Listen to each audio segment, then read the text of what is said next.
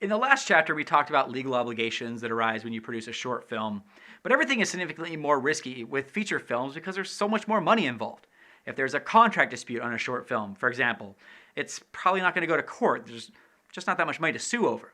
But when you have a budget that's in the millions of dollars, like even low budget features have, then that becomes something worth going to court over if somebody gets cheated. In the last chapter, I also mentioned that I created the assurance with my company, Movies and Computers, which is a limited liability company, often abbreviated as LLC.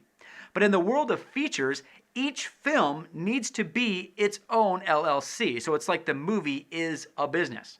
This is done not just for the legal protection of the producers and those involved with the film, but it's also a standard practice when turning the film over to distributors.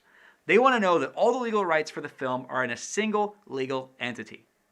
You'll also want to work with a lawyer that specializes in entertainment law before drafting up any contracts with cast or crew. Again, on short films, it's not super important because of the whole lack of money thing, but contracts with cast and crew on a feature need to be flawless, or it could destroy the film in the long run.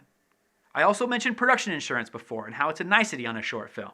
But without question, it's a necessity on a feature, again because of the money involved, or potentially involved. And for features, you needed to get not only production insurance, but you might have to get other types of insurance as well, such as errors and omissions insurance, which protects you in case of intellectual property mistakes, among other things. Now, here's the obligatory legal disclaimer. I am not a lawyer, never have been, never will be. I am not anything like a lawyer at all. So this is not legal advice. The law is different all over the place, and it's incumbent upon you to find these rules out for your production in your jurisdiction. These are just general ideas to get you thinking about the types of legal issues that producers often deal with on feature films.